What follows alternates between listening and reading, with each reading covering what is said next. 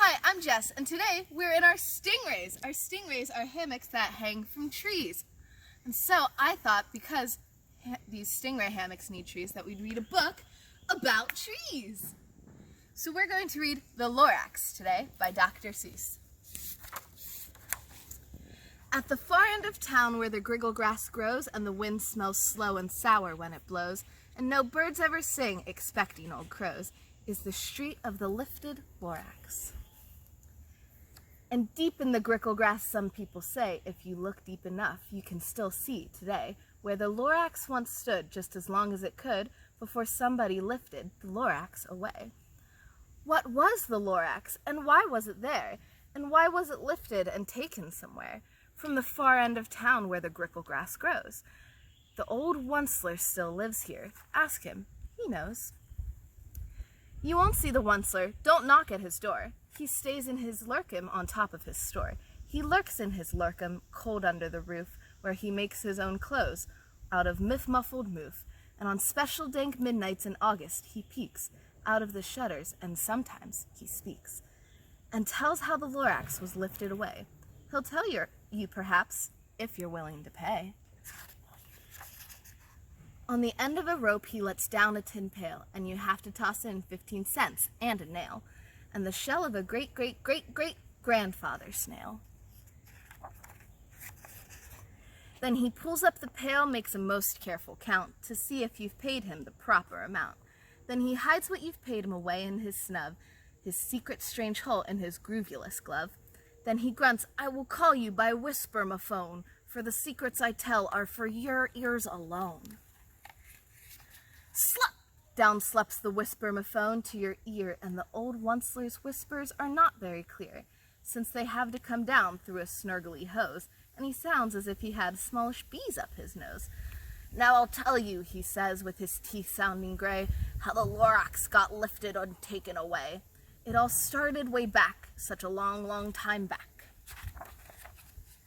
Way back in the days when the grass was still green, and the pond was still wet, and the clouds were still clean, and the song of the swammy swans rang out in space.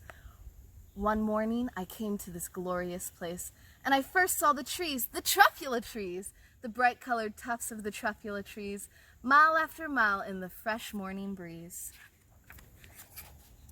And under the trees I saw brown barbaloots, frisking about in their barbaloot suits as they played in the shade and they ate truffula fruits. From the ripulous pond came the comfortable sound of the humming fish humming while splashing around. But those trees, those truffula trees, all my life I had been searching for trees such as these. The touch of their tufts was much softer than silk, and they had the sweet smell of fresh butterfly milk. I felt a great leaping of joy in my heart. I knew just what I'd do. I'd unload my cart. In no time at all I had built a small shop. Then I chopped down a truffula tree with one chop, and with great skillful skill and with great speedy speed, I took the soft tuft and I knitted a thneed. The instant I'd finished, I'd heard a gazoop. I looked. I saw something pop out of the stump of the tree I'd chopped down. It was sort of a man. Describe him, that's hard. I don't know if I can. He was shortish and oldish and brownish and mossy, and he spoke with a voice that was sharpish and bossy. Mister, he said with a sawdusty sneeze, I am the Lorax. I speak for the trees. I speak for the trees have no tongues, and I'm asking you, sir, at the top of my lungs.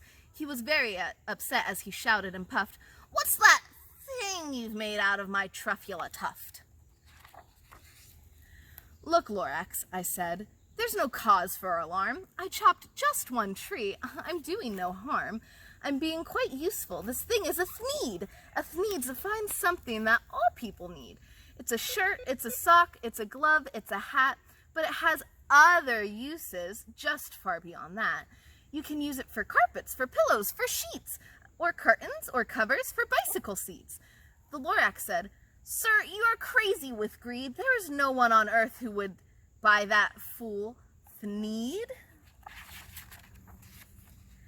But the very next minute I proved he was wrong, for just as that minute a chap came along, and he thought that the thneed I had knitted was great. He happily bought it for $3.98. I laughed at the Lorax. You poor stupid guy. You never can tell what some people will buy. I repeat, cried the Lorax. I speak for the trees. I'm busy, I told him. Shut up, if you please. I rushed across the room and in no time at all built a radio phone. I put in a quick call. I called all my brothers and uncles and aunts and I said, listen here. Here's a wonderful chance for the whole Onceler family to get mighty rich. Get over here fast. Take the road to North Nitch. Turn left at the Weehawken, sharp right at South Stitch. And in no time at all, in the factory I built, the whole Onceler family was working full tilt. We were all knitting thneeds just as busy as bees to the sound of the chopping of truffula trees. Then, oh baby, oh, how my business did grow. Now chopping one tree at a time was too slow. So I quickly invented my super axe hacker, which whacked off 4 truffula trees at one smacker. We were making thneeds 4 times as fast as before, and the Lorax, he didn't show up anymore. But the next week he knocked on my new office door. He snapped, I'm the Lorax who speaks for the trees, which you seem to be chopping as fast as you please. But I'm also in charge of these brown barbaloots who played in the shade in their barbaloot suits and happily lived eating truffula fruits. Now, thanks to your hacking my trees to the ground, there's not enough truffula fruit to go around, and my poor barbaloots are all getting the crummies because they have gas and no food in their tummies.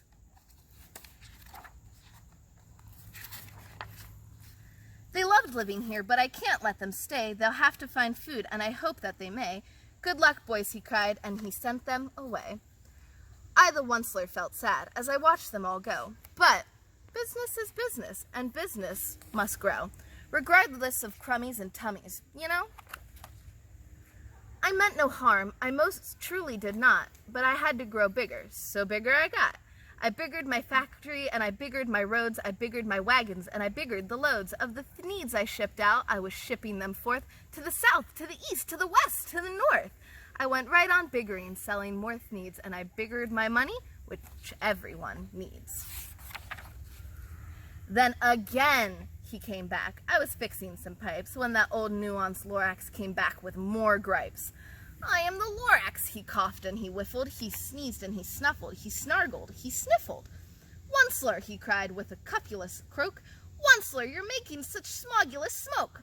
My poor swami swams, they can't sing. Why, they can't sing a note. No one can sing who has smog in his throat. And so, said the Lorax, please pardon my cough. They cannot live here, so I'm sending them off. Where will they go? I don't hopefully know. They may have to fly for a month or a year to escape from the smog you've smogged up around here. What's more, snapped the Lorax, his dander was up. Let me say a few words about the gluppity-glup. Your machinery chugs on day and night without stop, making gluppity-glup and schloppity-schlop. And what do you do with this leftover goo? I'll show you, you dirty old Onceler man, you. You're glumping the pond where the humming fish hummed. No more can they hum, for their gills are all gummed. So I'm sending them off, or their futures are dreary. They'll walk on their fins and get woefully weary in search of some water that isn't so smeary. And then I got mad. I got terribly mad. I yelled at the Lorax, now listen here, Dad. All you do is yap yap and say bad, bad, bad, bad. Well, I have my right, sir, and I'm telling you, I intend to go on doing just what I do. And for your information, you Lorax, I'm figuring on biggering, and biggering, and biggering, and biggering. Turning more truffula trees into thneeds, which everyone needs. And at that very moment, we heard a loud whack. From outside in the fields came a sickening smack of an axe on a tree. Then we heard the tree fall, the very last truffula tree of them all.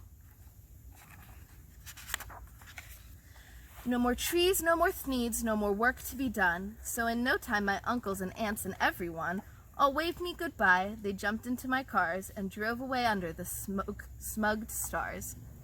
Now all that was left neath the bad-smelling sky was my big empty factory, the Lorax, and I. The Lorax said nothing, just gave me a glance. just gave me a very sad, sad backwards glance as he lifted himself by the seat of his pants, and I'll never forget the grim look on his face when he hoisted himself and took leave of this place, through a hole in the smog without leaving a trace.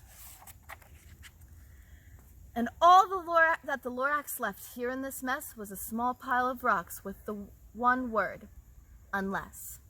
Whatever that means, well, I just couldn't guess. That was long, long ago, but each day since that day I've sat here and worried away. Through the years while my buildings have fallen apart, I've worried about it with all of my heart. But now, says the Onceler, now that you're here, the words of the Lorax seem perfectly clear. Unless someone like you cares a whole awful lot, nothing is going to get better. It's not. So, catch, calls the Onceler. He lets something fall. It's a truffula seed. It's the last one of all. You're in charge of the last truffula seeds, and the truffula trees are what everyone needs. Plant a new truffula, treat it with care, give it clean water, and feed it fresh air. Grow a forest, protect it from axes that hack, then the Lorax and all of his friends may come back. The end. Thank you guys for reading the Lorax with me.